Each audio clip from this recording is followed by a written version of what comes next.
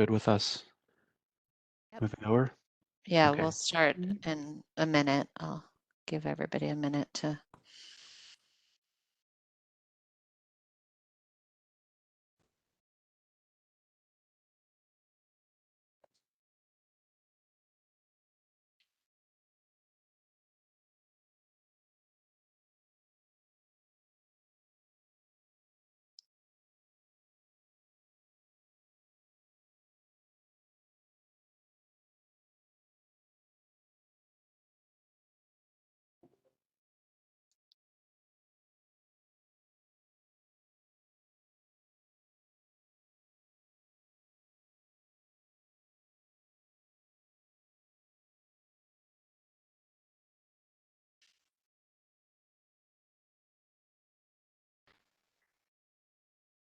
Okay, let's get started.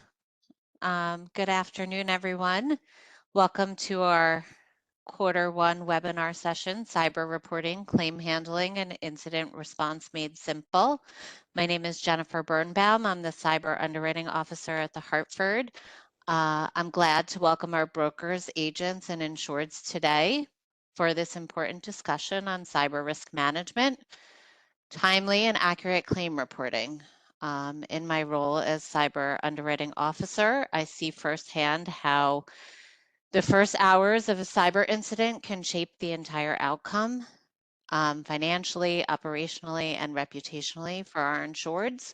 So getting the right information to the right people quickly isn't just a formality, it's essential to a successful response. Today's session is meant to make this process clearer and more approachable. We'll cover what insurers need at the outset of an event, common reporting pitfalls to avoid, and communication between insureds, agents, and carriers, and how that can lead to better outcomes.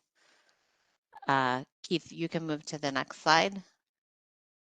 And just at a high level, our role spans the full cyber risk lifecycle. We help organizations identify risks, reduce vulnerabilities, insure against loss, and respond effectively when an incident occurs.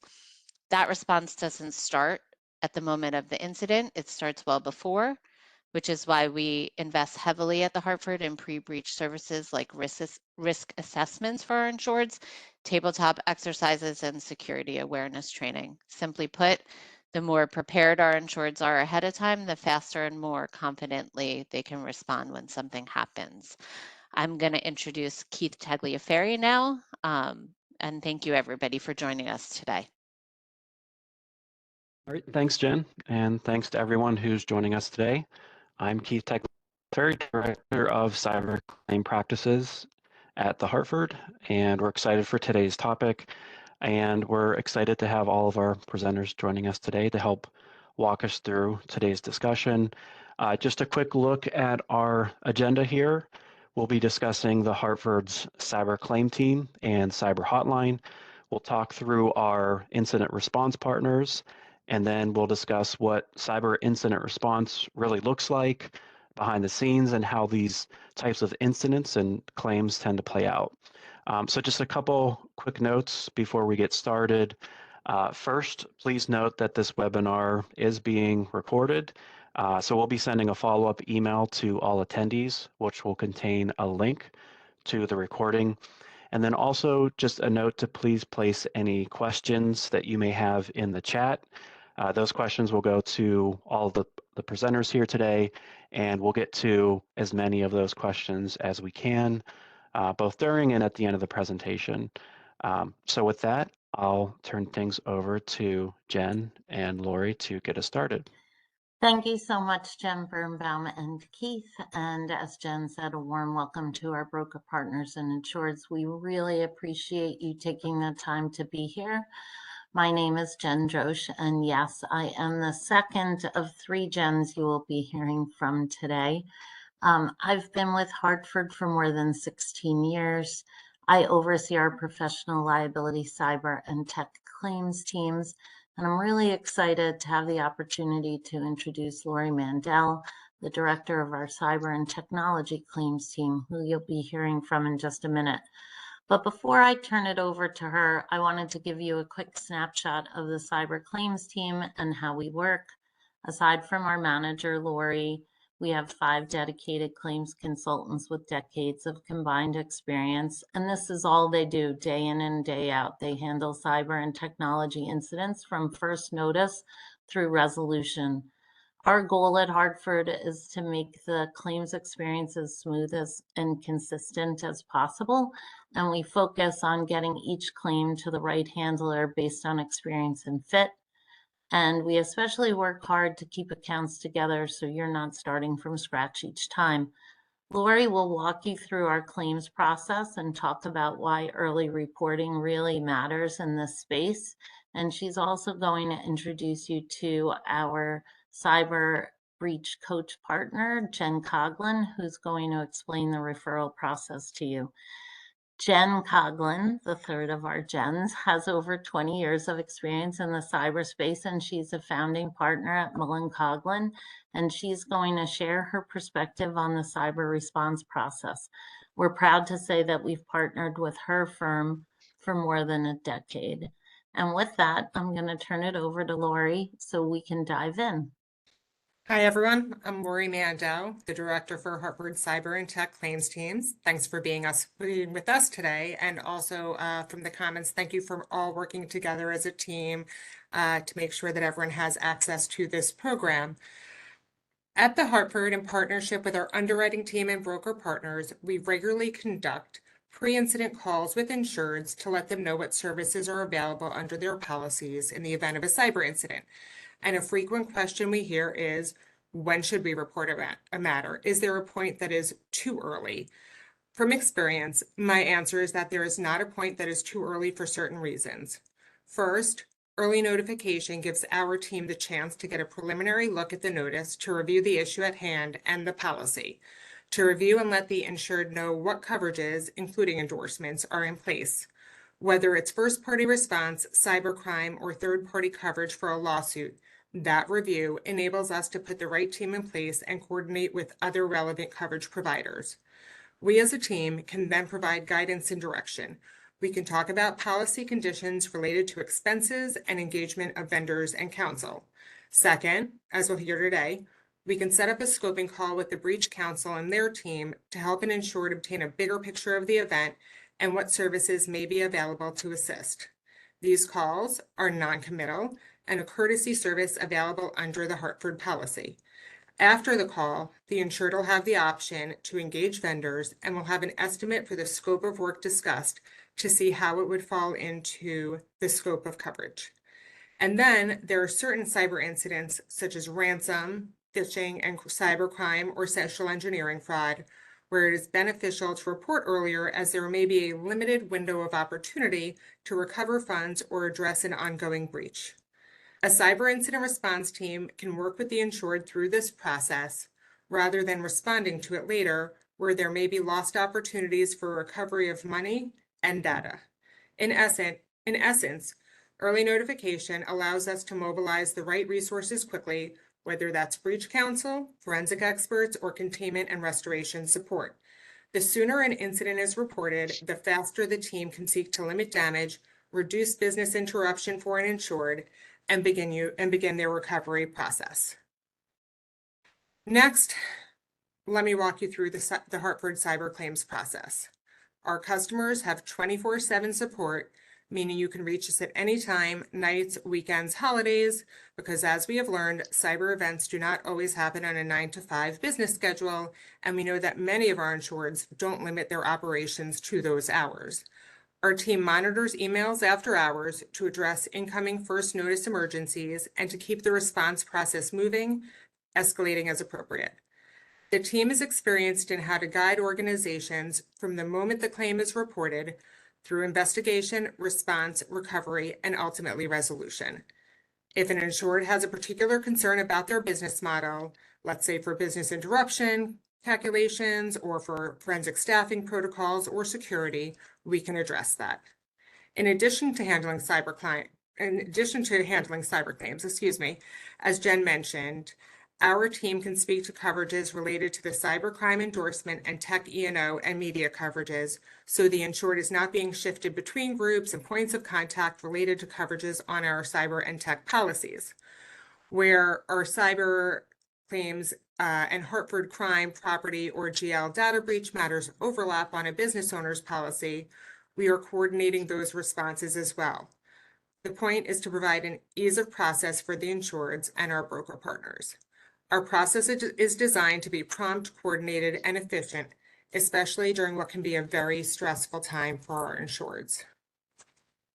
As you'll hear in our next section, one of our primary response tools is the cyber incident hotline supported by our breach coach partners at Mullen Coughlin.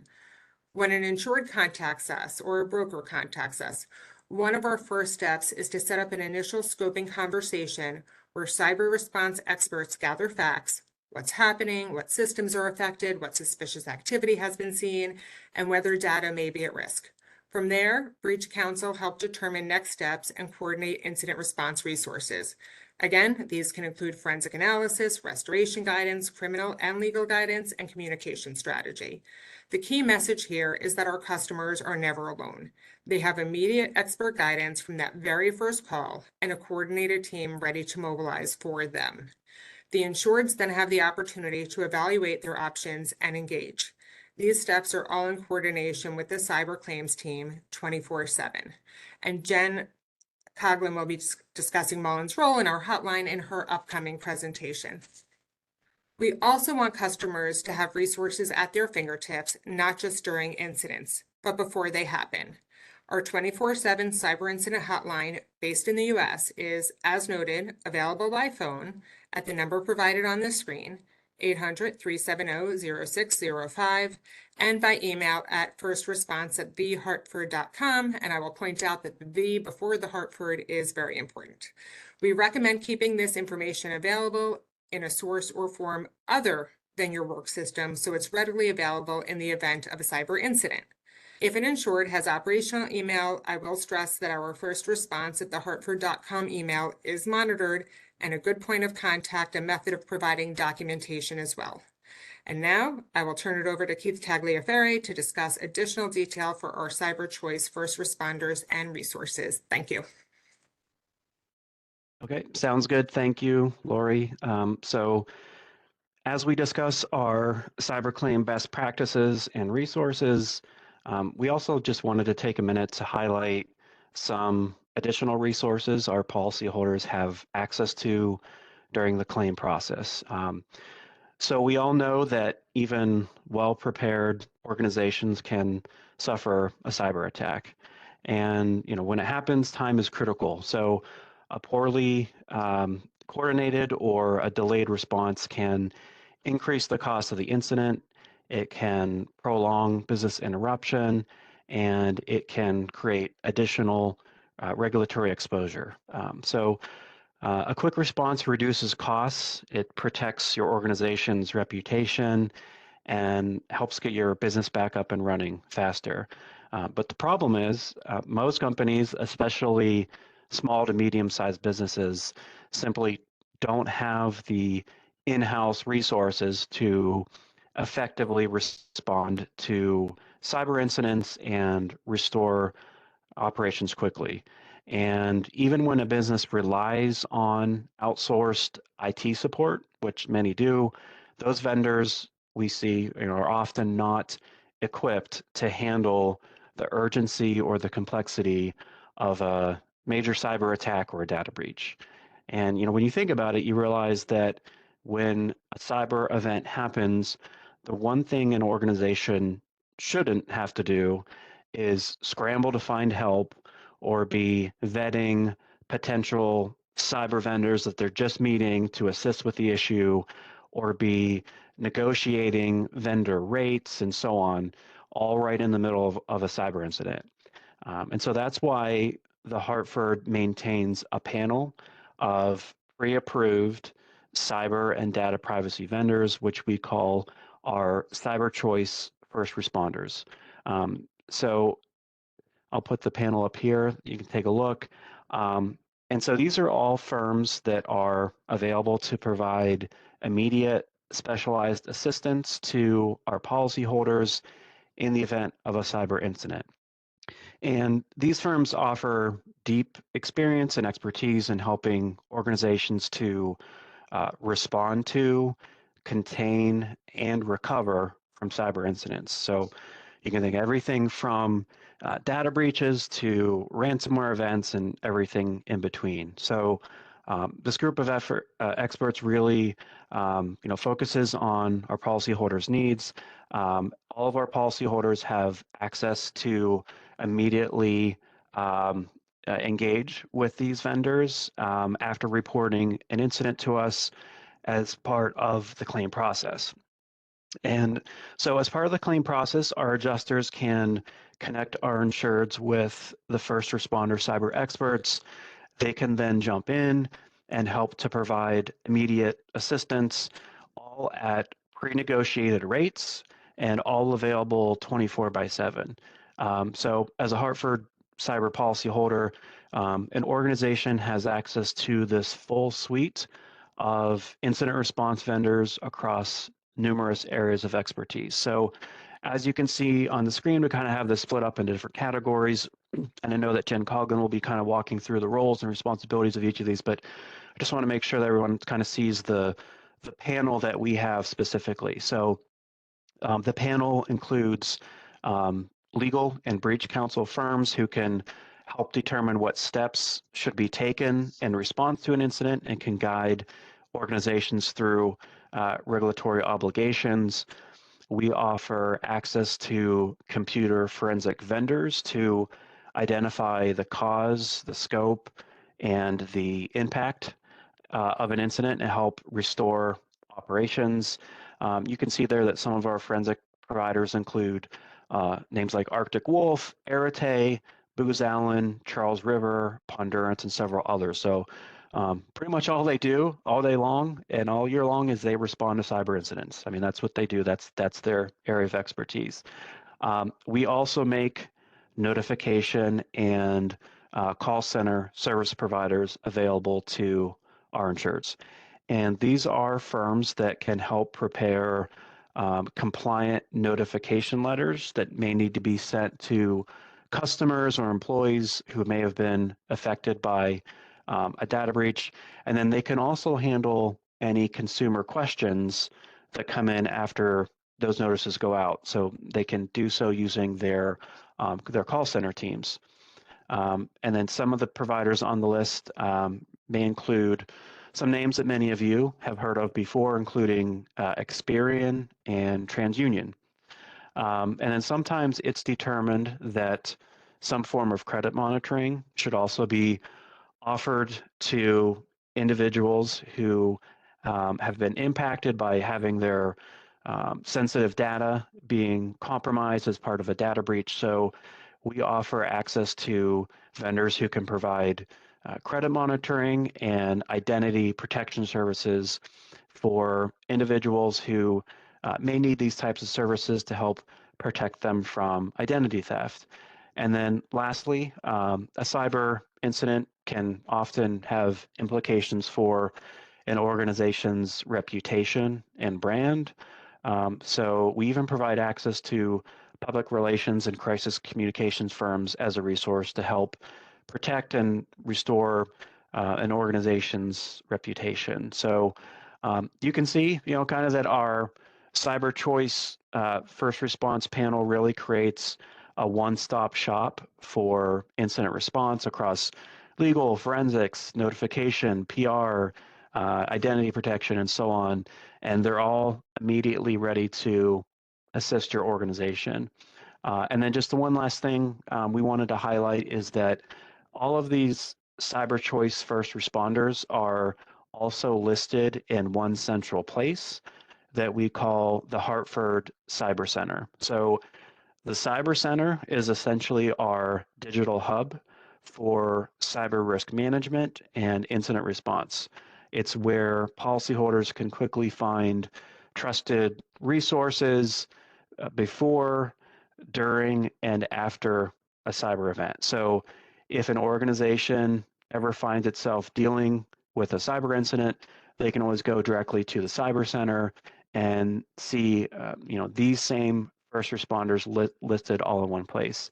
And all of our cyber policyholders receive access to the Cyber Center at no additional cost. So whether an organization is looking to prepare its cyber defenses proactively, or if they're in the middle of an active incident, either way, the Cyber Center it provides a ton of resources and information that can really help. So with that, we wanted to introduce you all to one of our favorite breach counsel firms that sits on our first responders panel to share how breach counsel supports organizations during an incident. So Jen, I will hand it over to you. Great. Thank you, Keith. Thank you, Jen Birnbaum. Thank you, Jen Droch. Thank you, Lori Mandel. And thank you to all of you, all 377 individuals that are taking the time to attend this webinar. We greatly appreciate and participation. So my section of the presentation is going to be broken up into really 3 core areas. The first being, what are we seeing in the wild right now? So utilizing Mullen-Coughlin's data, we are going to share with you information on what organizations are experiencing right now when it comes to data privacy incidents by both the incident type and industry sector. We are also going to review in detail what the incident response roadmap may look like. So who is responsible for doing what? And a key takeaway that I want you to have after this presentation is that the incident response roadmap is not one size fits all, meaning depending upon the impacted industry sector, type of incident, impacted data, how widespread knowledge and awareness is of the incident and exactly what information is at risk, that's really going to drive the development of the incident response roadmap applicable to whatever event we may be assisting you in investigating and responding to.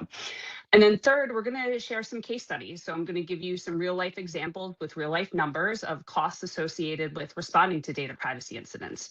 We are monitoring the chat for questions. So please pop the questions in there. We have some time set aside at the end to review questions as well. But any questions that I see as I'm going through, I'm going to try and respond in a timely fashion.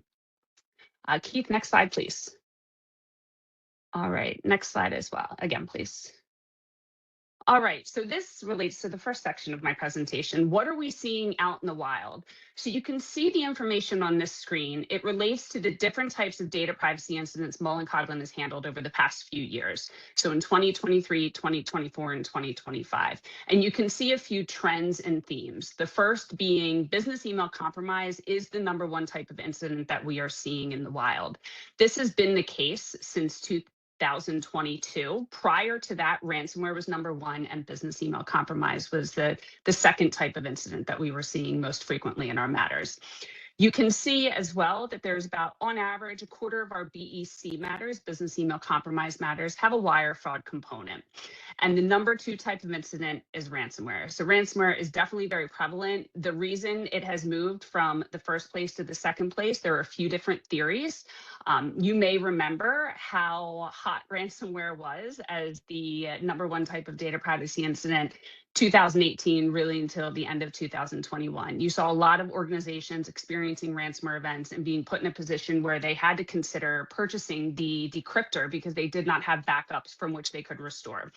You also saw organizations not being as quick to detect and contain these types of incidents. So when you have late detection, late containment, and an inability to restore from backups, we were seeing organizations being put in a position where they had to pay for the decryptor. But we saw a shift in organizations in their preparedness and their posture for detecting these incidents, defending against these incidents, and responding to these incidents. And we saw a real market shift in how organizations did respond to ransomware events. We saw a lot of the insurance community providing access to resources on the type of security that organizations should have in place to detect and defend against these types of incidents. And you also saw law enforcement becoming more and more involved in the investigation response to data privacy incidents and successfully taking down some of these threat actors that were responsible for the ransomware events. So ransomware is definitely still around. It is definitely still something that we are seeing every single day, but business email compromise is the #1 type of incident that we are seeing now. Vendor breach or vendor incident is the third type of incident that we're seeing most frequently. And if you think about the Microsoft Exchange vulnerability from a few years ago, you think about PowerSchool, you think about CDK. these types of incidents are events experienced by an organization that may hold data relating to many other organizations, many other data owners. So they collect the data, but they don't own the data. Vendor events are very common. You see most organizations engaging in some type of business relationship with a vendor that does involve access to information that, if subject to unauthorized access or acquisition, would result in a reportable event. So I think that's why we're seeing vendor event or vendor breach being the number 3 type of incident that we're seeing. I see a question from 225 on vendor breaches. What have vendors done to reduce the breaches from 19% down to 14%? So I think part of it may just be we're seeing less vendors experience incidents, therefore we're seeing less vendor events. But I also think we're seeing incidents where the vendors aren't holding the types of information that they were years ago, the super sensitive types of information. We're seeing organizations being better at knowing what they have and what they need, and not holding on to what they don't need and not collecting what they don't need. So I think we are seeing a positive shift in that, and that may be a reason why we're seeing less vendor events, but there are still plenty of vendor events happening. All right. So for 2026, the data on this slide just relates up to the end of 2025, but we have our data as of the end of January 2026, and the stats are pretty similar. So 43% of the matters we saw in January, we saw about 330. 43% are BECs, 21% are ransomware, and 15% are vendor events. So it's a common theme that we're seeing BEC be the number 1 type of incident, ransomware be the number 2, vendor breach be the number 3. I see a question on where this data is coming from. This is all Mullen Coughlin data. This is not specific to Hartford Insurance. This is data relating to Mullen Coughlin clients. All right, next slide, please. All right, so this slide speaks to the different industry sectors that we service and what we see with regard to incidents being experienced by organizations within these sectors. Professional services, manufacturing and distribution, healthcare and life sciences, and financial services are always the top 4 consistently. The beginning of last year, so the beginning of 2025, we actually saw a spike where education was within the top 4, but that was because Power School announced their incident impacting a lot of education institutions in January. Everything seemed to shake out and end the way that we expected it to and have seen in years prior. And for 2026, it's the same, a different order, but right now we see professional services is number 1, financial services is number 2, manufacturing and distribution is number 3, and healthcare and life sciences is number 4. And you may be wondering why that is. And I think there are a few different reasons. There is a theory that threat actors target anybody and everybody with a vulnerability that can be exploited. And I do believe that is true. But I also think there are certain threat actors that do specifically target certain organizations based upon how regulated they are, as well as the type of information that they have. And if you're looking at professional services, manufacturing and distribution, healthcare and life sciences, and financial services, you're dealing with information for everybody but manufacturing and distribution. You're dealing with information that is protected under law, that is very sensitive if it were to be subject to unauthorized access or acquisition. Manufacturing and distribution is still dealing with very sensitive proprietary information. It may not be what you see defined as what's protected under the state or federal laws, but it's still information that is very, very sensitive that organizations do not want to see exfiltrated from their environment. So I think that may be one reason why we see a lot of organizations falling into, for these industry sectors, experiencing data privacy incidents. Next slide. Okay, just a real quick deep dive on ransomware and BEC matters. So the types of questions I frequently get about ransomware matters are, how many organizations are actually paying the ransoms? Why are they paying? How much are the demands? How much are the payments? What are you seeing? So you can see on the slide that more often than not, our clients actually don't pay the ransom when they're experiencing a ransomware event. And remember, a ransomware event may or may not involve encryption. So it can be purely exfiltration of sensitive data, meaning there's no business interruption and there's just an exfiltration of sensitive data that is being held for ransom, and the victim organization is being extorted for payment so that that data is deleted, purportedly, by the threat actor. So over the past few years, we are seeing more and more instances where ransomware may involve encryption, but the organization has backups from which they can recover and do not need to purchase the decryptor in order to regain access to their data. But we're seeing more and more organizations not experience the encryption part of the ransomware event and only experiencing the exfiltration event. We do see organizations, when there is no need for an encryptor, start from the position of, we don't have a need to pay this threat actor. And then as the investigation goes on, and you'll see this in one of the case studies, when we start to understand exactly what data may be at risk as a result of the incident, they may start entertaining the payment of a ransom for data suppression. But when you see organizations not needing the decryptor, you're seeing organizations pay the ransoms less. The threat actors have also picked up on this, so they do absolutely still engage in encryption of environments, but you can see the behavior of the threat actors to get into the environment, identify data that they can exfiltrate quickly, and get the data out of the system. And if they can get the data out of the system, they have one box checked. You may see them then deploy encryption. You may not see them deploy encryption. We're seeing threat actors not deploy encryption as frequently as they were years ago, but there's definitely still an encryption element of ransomware events that organizations are experiencing. You can see the average ransom demand is the lowest it's been. In 2025, it was only $1.131 million. Compare that to 2024, compare that to 2023.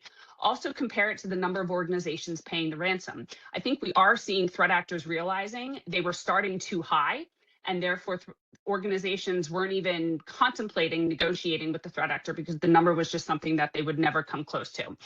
We're seeing clients be more willing to engage in negotiation with the threat actor if the demand is on the lower side, the starting demand. So going from 2.18 million a few years ago to 1.775 in 2024 to 1.131, it may be indicative that the threat actors realize if we start with a demand that is lower, we may get paid in a situation where we weren't going to be paid if we started the demand higher.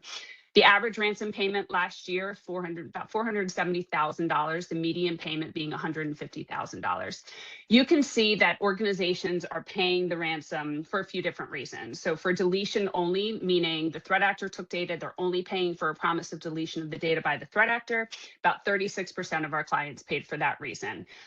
The key and the data suppression, meaning they needed the decryptor and they also wanted to pay for data suppression, about 26% of our clients. And then about 38% of our clients paid just for the key only, meaning they needed the key in order to regain access to their system. When looking at the BEC, you can see the average amount of money wired fraudulently is pretty high. So consistently over the past few years, about 25% of our BEC matters involve a wire fraud component, meaning there's some type of financial transaction that the threat actor is able to insert themselves into and dupe somebody to send money to an account being controlled by the threat actor. So about 25% of the time we're seeing that. The average amount fraudulently wired last year was almost 800,000. You can see in 2023 it was over 800,000, but the median is 114,000. And we have processes in place on how we try and freeze those funds the earlier we get involved, and I'll talk about that a little further in the presentation. Now, these stats that I just shared, they're across all different types of industry sectors. I have the stats drilled down to specific industry sectors that I showed on the slide before. So if anybody's interested in learning more about what specific industry sectors are seeing when it comes to the different types of incidents they're experiencing, and then a deeper dive on ransomware and BEC and vendor events, we have that data. My contact information is at the end of the presentation. Please feel free to reach out. I see a question on there, what industry sector is telecom in? That would be in technology. I see a question, is there data on small business versus larger scale companies being attached? So this data is across all organizations. We serve everybody from SME up to Fortune 50. So it's going to be across all different revenue bands and sizes of organizations. Okay, next slide, please.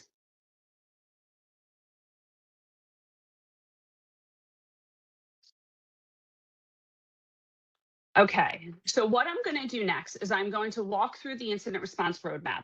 Just a reminder, this is not a one size fits all. When a matter comes into us, what we do is we develop the incident response roadmap appropriate for the incident that we're dealing with the utmost of flexibility, meaning we can't predict when certain things happen in these incidents. So the roadmap is what we call a living, breathing document, and it will evolve as the investigation and response to the incident goes on.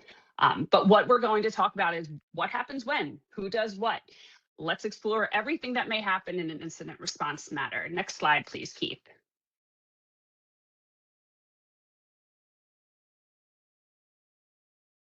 Okay. Keith, if you can release the remainder of the content on the slide, that'd be great. Wonderful. All right, so the first step in the incident response process is going to be the detection. So the detection of an incident can occur many different ways. We have plenty of clients that come to us and they say, we self-detected this incident.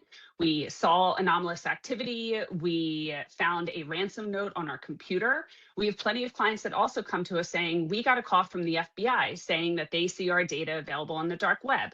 We got a call from a services provider trying to sell us cybersecurity services because they see our data on the dark web. These types of incidents can happen and be detected many different ways. The key takeaway for this slide is not only can it be detected many different ways, but best practice is to have an incident response plan. So this is something that should be developed and routinely tested for every single organization, which is going to identify all the internal and certain external stakeholders responsible for the investigation response to the incident, and also identify who's going to do what. And if somebody is unavailable, who's going to step into their shoes. This policy or this plan should also include contact information for the organization's cyber insurance carrier. So Keith mentioned that earlier as part of the different services and information accessible to you through the Hartford offerings. So take the time now to memorialize what the contact information is for getting in touch with the carrier, for getting in touch with other external parties that may be involved in the incident response process. Also make sure you identify who internally is going to be involved, who's going to do what, and then the external participants that may be involved in the incident response process. The IRP should definitely be available offline. So you don't want a threat actor to get onto a system and find the incident response plan. We've seen instances where that happens and the threat actor knows they should be monitoring for certain activity and certain responses by the organization in response to the incident. It should definitely be available offline. It should also have a backup for every single internal stakeholder that may be involved in the incident response process. It should include personal contact information. If an organization's email is down or may be compromised, the last thing you want to do is start engaging in email communications that may be readily available to the threat actor on who's going to be doing what. That's going to provide them inside knowledge that's going to help them continue the attack against the organization. Next slide, please.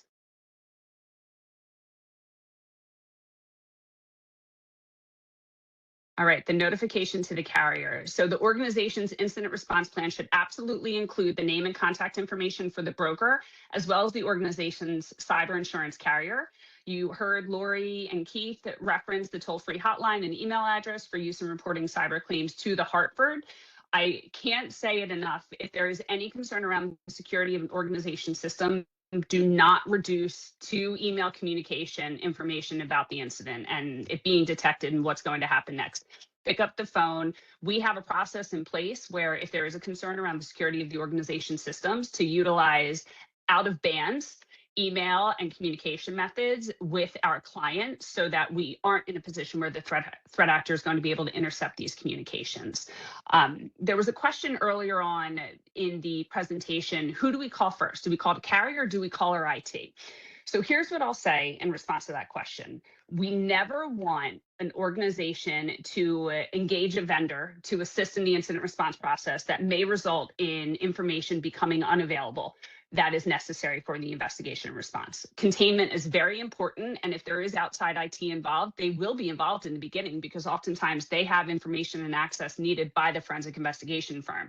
But we've seen plenty of times where an organization's outsourced IT or MSP is actually the one responsible for the incident, and we've seen them come in and make information necessary for the investigation unavailable to us, which hinders our ability to understand exactly what happened. Is it ongoing? Has it been contained? And what information may be at risk?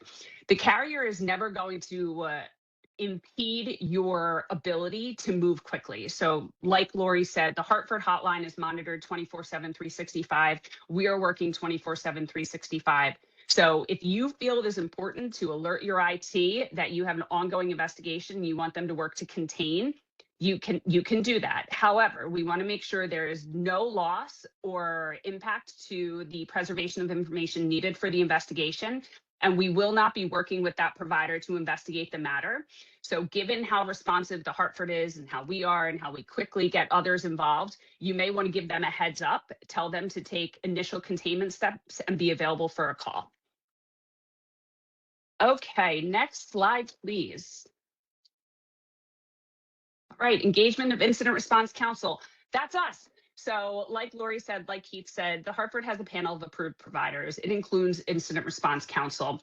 What is our role? Our role is to quarterback the incident response process. Our role is to ensure we're engaging vendors that know what they're doing, that can help us in investigating and responding to the incident, and also engaging vendors that are on the Hartford's panel. We are going to utilize our experience in handling all the matters that we handle on a daily basis, monthly basis, yearly basis, to develop a strategy for you on who to bring in, who's responsible for doing what. And we're going to protect all of it to the best extent possible in privilege, meaning if you have a forensic firm come in and say, we're going to issue a report card to you, and you got lots of D's and lots of F's, that's the last thing we want to have in writing. That's the last thing we want to have in our possession that a plaintiff may request, that a regulatory agency may request, that a client may request. So we may learn information that is going to allow you to take steps to put yourself in a better position to defend against these types of incidents, detect these incidents, respond to these incidents in the future.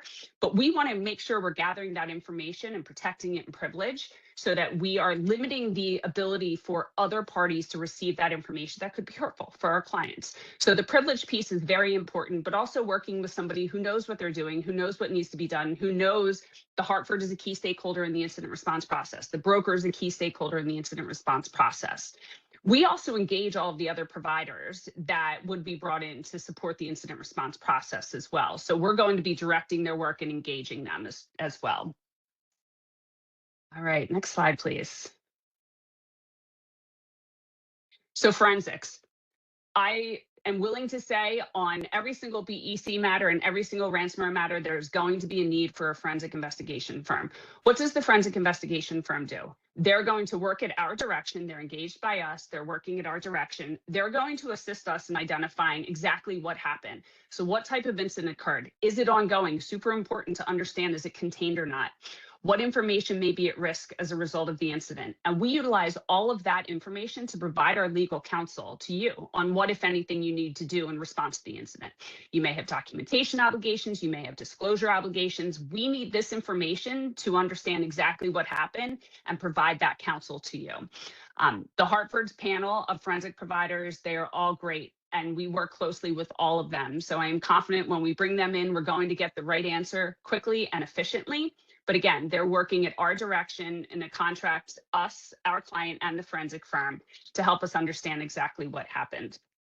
And I'll say this, forensics are oftentimes on the very first call that we have with our clients, meaning we want to streamline the process. More often than not, we're getting on the phone with an organization that does not know if the incident has been contained. We want to quickly move forward to contain the incident and bring the right people in to assist us in investigating and responding to the incident.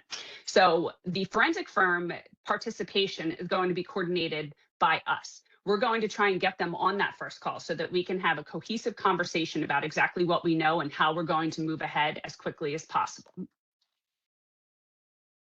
All right, next slide.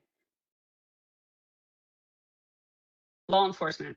Law enforcement is definitely a key stakeholder in the incident response process, but the agency that we're going to communicate with is going to depend upon the type of incident we're dealing with, the industry sector, the location of the incident or fraudulent activity. But quick rule of thumb is that you're typically going to see the FBI involved when we're dealing with a ransomware event, and you're going to see the Secret Service and possibly the FBI as well when we're dealing with the wire fraud matter.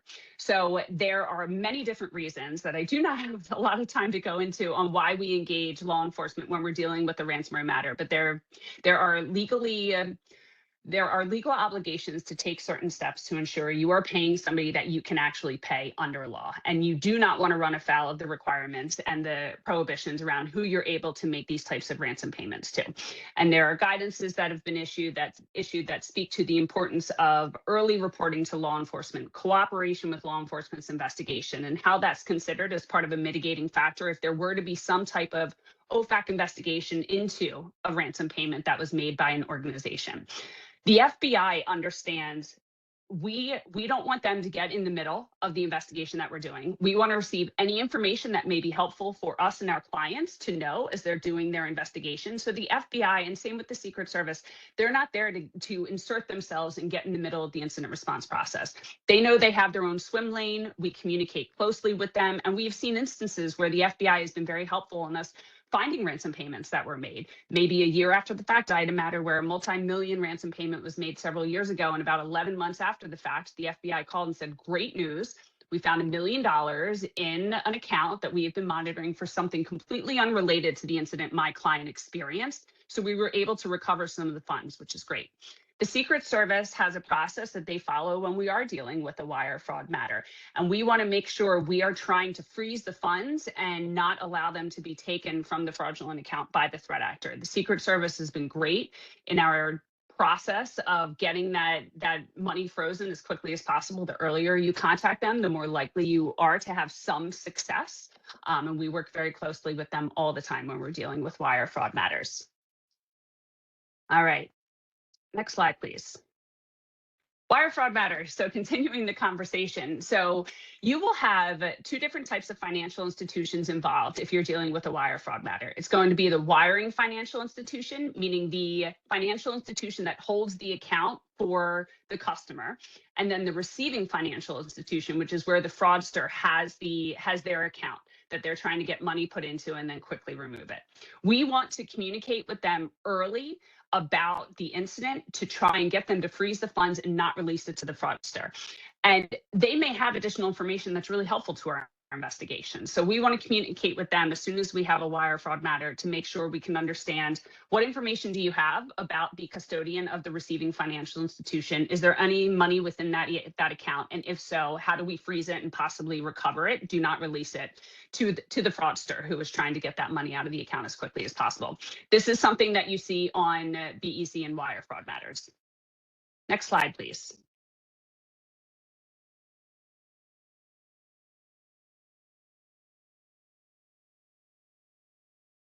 Okay, so development of communications and PR strategy. This is super important. So you can see that this is step 7 on the roadmap. But again, this is not a one-size-fits-all roadmap, and you can see milestones happen in a different sequence than what is on the screen. The development of a communication strategy is something that we are thinking about from the first second that we get on the phone with you. And it's important that we understand how widespread is knowledge of the incident, because that's going to help us develop the communication strategy and determine whether or not we do need a public relations firm to come in. You can have instances where the event is limited to only internal knowledge. You can, like I said, where you detect the incident because a third party is contacting you saying, hey, I know something about your organization. But we are thinking about from moment one, the different audiences you may have that you may need to communicate to or be prepared to respond to. And we're assisting you in developing strategy on exactly what you are going to say. And communications can be tough because it's a fine line you have to walk. You don't want to share too much information. You never want to share something that you're going to have to walk back. But there are certain circumstances where you not responding puts you in a position that is a little worse than you would be if you did respond. Sometimes we do need to bring in a public relations firm to assist in developing this communication strategy, to review any disclosures or holding statements that we've prepared, to monitor for any coverage of these types of incidents. So I have a big matter that just went to notice on Sunday night, and we have a PR firm involved that is monitoring all social media platforms, the internet and the dark web for any reference to the disclosure that we had. That's very helpful in certain circumstances to understand how widespread is the knowledge of the incident. Is it getting media traction? Is it not? What type of third-party litigation risk we may see as a result of the knowledge of the incident being widespread. Next slide, please.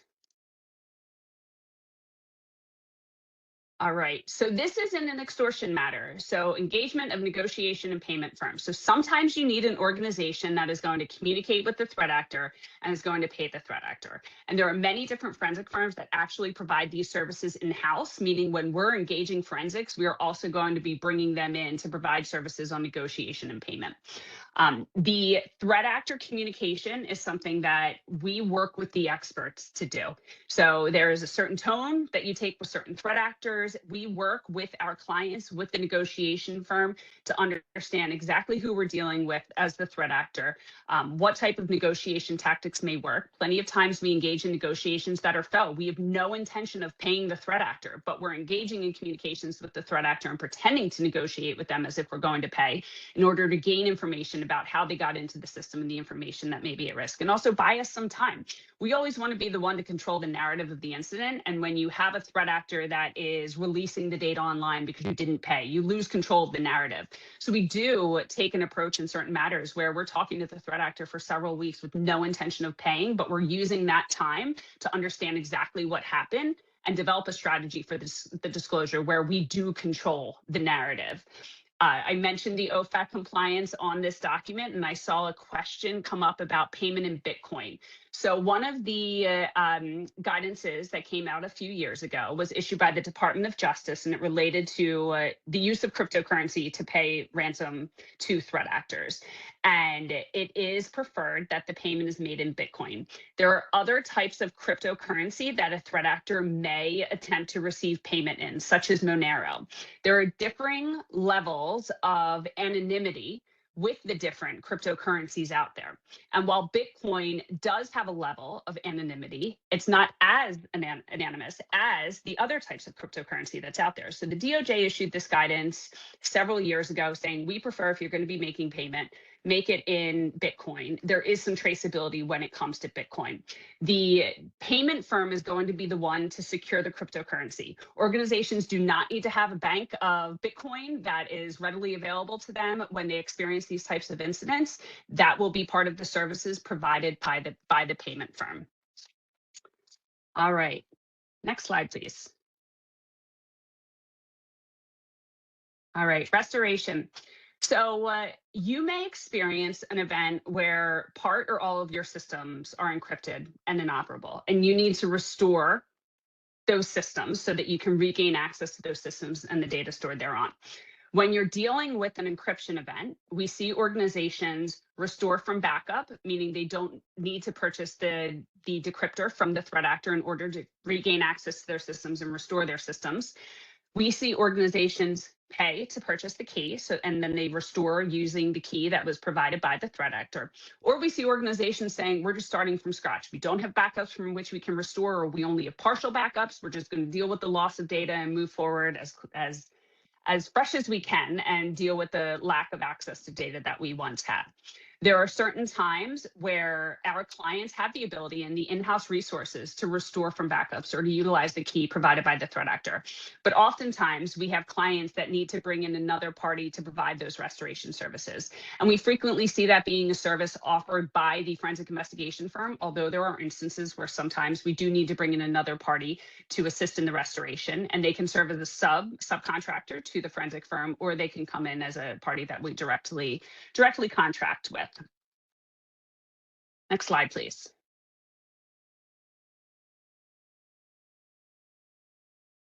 Okay, data mining.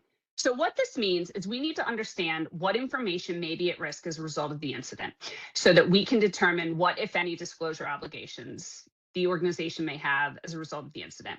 And there are plenty of times, and this is something that we start assessing from hour one with our clients, what information may be at risk, because depending upon the organization, its industry sector, its regulatory landscape, and the data that we're dealing with, we may have a high level of confidence that there's certain information at risk on day one, and we need to provide preliminary notifications to certain regulators and other parties if we have that knowledge.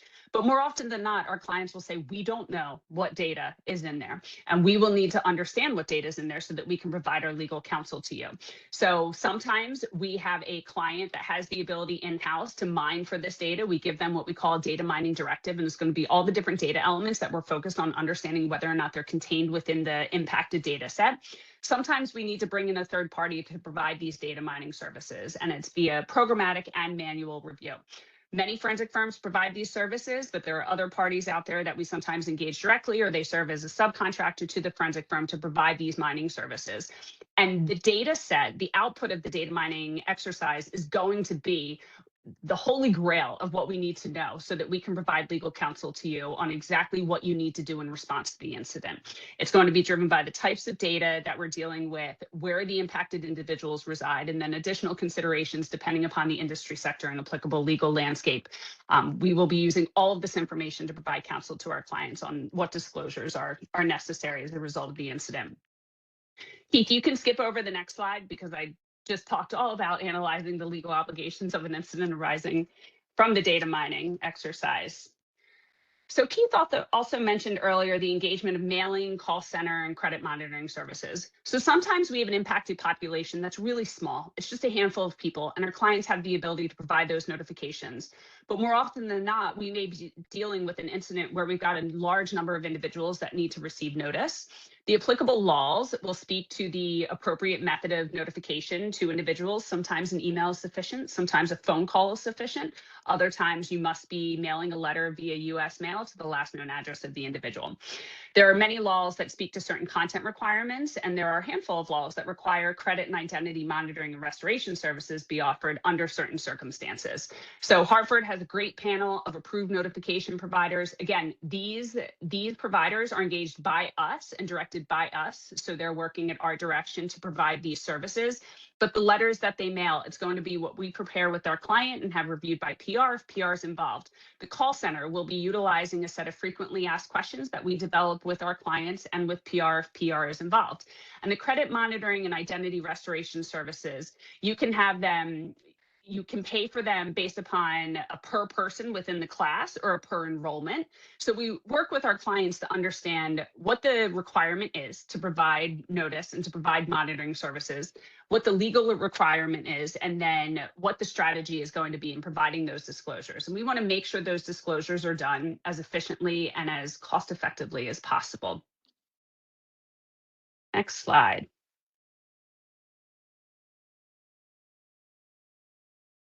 That's the notification. So I talked about the data breach notification laws speaking to the method and content, timing of requirement, things like that. So this milestone can really go anywhere on this roadmap, and it relates to regulatory scrutiny and litigation. So this is going to be driven by the type of incident we're dealing with, how widespread the knowledge is about this incident. The regulators are active now, more active than they've ever been over the past few years. We're seeing regulators that have never asked us a question, ask question about incidents that from our perspective are pretty benign. Many of the state data breach notification laws require self-reporting to a state regulatory agency. Federal laws, same requirement to a federal agency. So you have to self-report to a governmental body who will then review the notification and determine if they're going to take any additional steps to investigate the incident, investigate the organization's investigation and response to the incident. And you see regulators ask questions not just related to the incident itself, but also the data privacy and cybersecurity posture of the organization in general, the policies and procedures that they have relating to cybersecurity, relating to data privacy. And you can see these investigations go on for years. Litigation is a big risk that we're seeing in our matters. The plaintiffs' attorneys are very aggressive in monitoring the dark web. So we see plaintiffs' attorneys utilizing tools to monitor the dark web for the identification of any organizations that may have experienced a data privacy incident. And we see them filing suit against those organizations before notification of the incident has even gone out. And then you see plaintiffs' attorneys, I'm sure everybody on here, they may have seen an ad on TV, online, listening to an ad on the radio from plaintiffs' attorneys soliciting class members relating to these incidents. Litigation is a big risk that we're seeing in connection with any data privacy incident, regardless of population size. And you see the plaintiffs being very aggressive in pursuing litigation against any client, any organization experiencing a data privacy incident. So this is something that you can see at any point in the roadmap whatsoever. All right, Keith, do you mind? I have a slide in here. Everybody's going to have access to these slides. This is a quick summary of the key stakeholders we may see in the incident response process on the internal side and external side. If Keith, you don't mind going to case study 1, just so I can share some information on real life matters with the participants, that would be great. All right, so this case study speaks to a property management company that experienced an encryption event, a ransomware event involving encryption. The client was encrypted, but they were able to bring in us as counsel, bring in forensics as counsel. The initial demand was $2 million in Bitcoin. The client said, no, thank you. We have backups from which we can restore. We don't need the decryptor. But then the client discovered that there was data exfiltrated by the threat actor that was very, very sensitive. It was exfiltrated from their system, and it completely changed their posture and position on the threat actor negotiations and whether or not payment was going to be made. They did ultimately make a $500,000 ransom payment, and the data that we were dealing with after data mining resulted in a list of names and SSNs for 1,700 individuals. 1,700 individuals needed to receive notice. We had to notify regulatory agencies about the incident as well. So you can see on the right-hand side of the slide, over $600,000 in total costs relating to the incident. The blind spot is business interruption. So business interruption is something that we do not get great visibility into our clients. So there may be a dollar amount tied to the business interruption they experienced as they were restoring from the encryption event that would cause the total cost to respond to the incident to be over $600,000. All right, next slide. Super quick. This is an opposite end of the spectrum example where the total cost was just over $50,000, but you can see a lot of data was taken from the system as a result of a phishing email that allowed a threat actor to gain access to our client system. Data was exfiltrated. We were able to data mine and conduct a legal analysis and determine only 52 individuals were required to receive notice, as well as 3 state regulatory agencies. And you can see the total cost being almost $51,000. I'm so sorry I talked so fast. I'm going to turn it over to you because they're at the top of the hour. No, thanks, Jen. Thanks so much. It's a ton of information that we wanted to and tried to pack into an hour. We were trying to kind of get to the questions as we went along as best as we could. Thanks to everyone for all the great questions and for engaging with the presenters. And that's all the time we have. I want to be sensitive of everyone's time. That brings us to the end of today's session. A big thank you to all of the presenters today. Thank you to all of you for attending. We hope today's discussion was helpful, and we look forward to seeing you at our next cyber webinar. So thanks, everyone. Thanks, everyone. Thank you for joining us. Bye.